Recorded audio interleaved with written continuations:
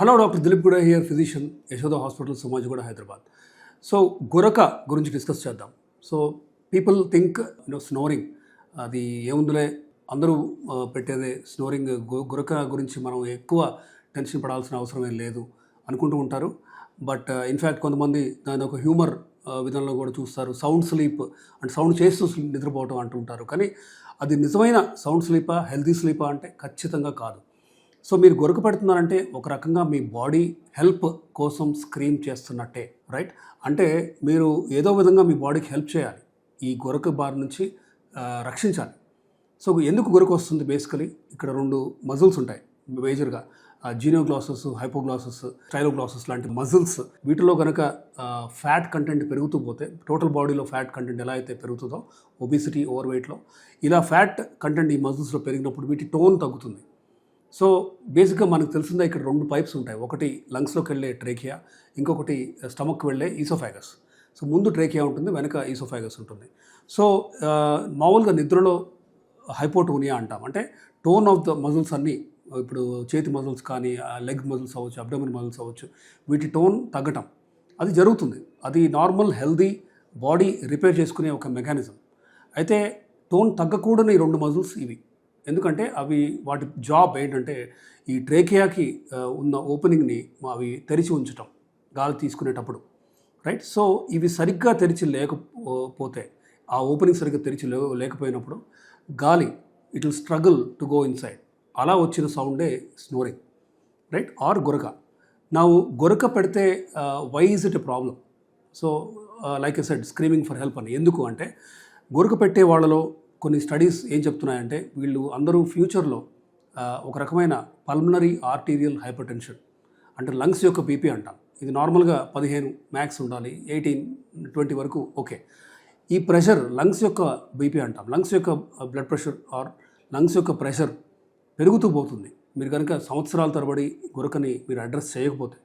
So పెరుగుతూ పోయినప్పుడు అది 50-60 దాటినప్పుడు ఒక ప్రాబ్లం. అది ఇట్ కెన్ కాజ్ ఇర్రివర్సిబుల్, అంటే arterial hypertension, pulmonary arterial hypertension పెరుగుతుంది. కాబట్టి మీరు సడన్ కార్డియాక్ డెత్కి రిస్క్ పెంచుకుంటారు, అరిథ్మియా రిస్క్ పెంచుకుంటారు.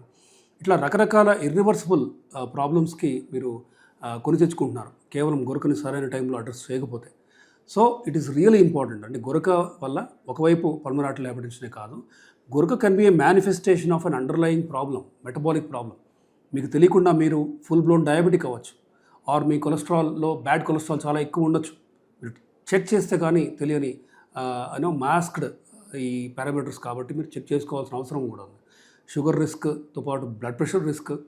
సో ఇట్లా అంతర్లీనంగా ఉన్న ప్రాబ్లమ్స్ని గురకం మీకు ఒక సైన్ ఆర్ సిమ్టమ్ లాగా చెప్తుంది మీ బాడీ. కాబట్టి మనం వినాలి చెప్పినప్పుడు. So now how can we tackle or దీంట్లో ఈ మ్యాగ్నిట్యూడ్, తీవ్రతని టెస్ట్ చేసే విధానాలు ఏమైనా ఉన్నాయా అంటే ఖచ్చితంగా ఉన్నాయి. Sleep study, okay. Sleep study అంటే పాలిసోమ్నోగ్రఫీ స్టడీ అంటాం. ఇంట్లో కూడా చేయొచ్చు, ఇన్ఫ్యాక్ట్ హాస్పిటల్స్లో కూడా, నర్సింగ్ హోమ్స్లో కూడా చేయొచ్చు.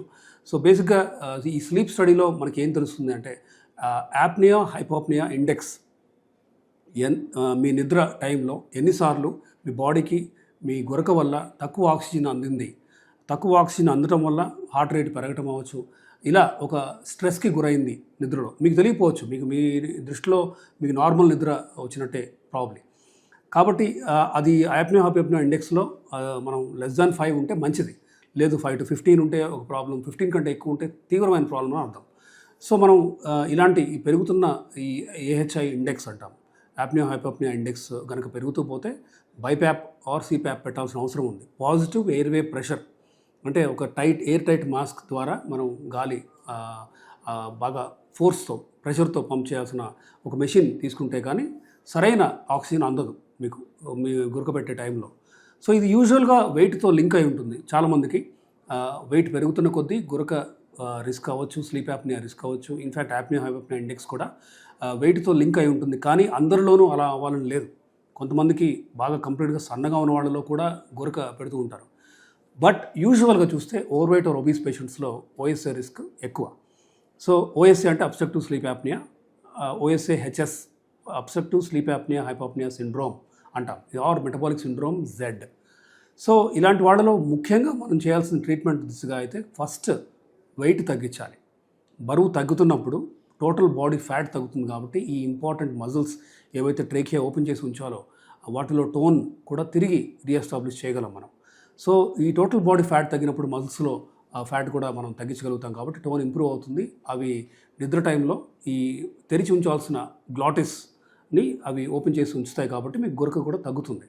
సో మీరు కనుక 120 kgs ఉన్నారు, సపోజ్ 130 kgs ఉన్నారు, ఫర్ వాట్ ఎవర్ అంటే మందులు అవ్వచ్చు, బెరియాట్రిక్ సర్జరీ అవ్వచ్చు, మీరు సపోజ్ 80కి వచ్చారు, ఖచ్చితంగా మీ గురక ఫ్రీక్వెన్సీ కానీ తీవ్రత కానీ మీ ఈ స్లీప్ యాప్నియా స్టడీలో వచ్చిన ప్రాబ్లమ్స్, ఇంతకుముందున్న ప్రాబ్లమ్స్ ఇప్పుడు మీకు కనుక రిపీట్ చేసుకొని చూసుకుంటే, అంటే మీరు కనుక గోల్ బాడీ మాస్ ఇండెక్స్ దగ్గరగా కనుక వస్తే ఖచ్చితంగా మీ గురకని మీకు మీరే సాల్వ్ చేసుకునే వాళ్ళు అవుతారు. సో సరైన టైంలో మీరు హెల్ప్ తీసుకోవాలి, గురకని అశ్రద్ధ చేయొద్దు. And it's really important. ఎందుకంటే ఒకసారి లంగ్స్ బీపీ అనేది 60, 70, 80 అలా వెళ్ళిపోయింది అనుకోండి, తిరిగి నార్మల్ చేయటం అనేది ప్రాక్టికల్గా అంటే unless intense weight loss measures అవన్నీ చేస్తే మేబీ ఒక 20-30 తగ్గొచ్చేమో, కానీ కంప్లీట్గా 20కి ఆర్ లెస్ దాన్ 20కి మనం తీసుకురాలేము.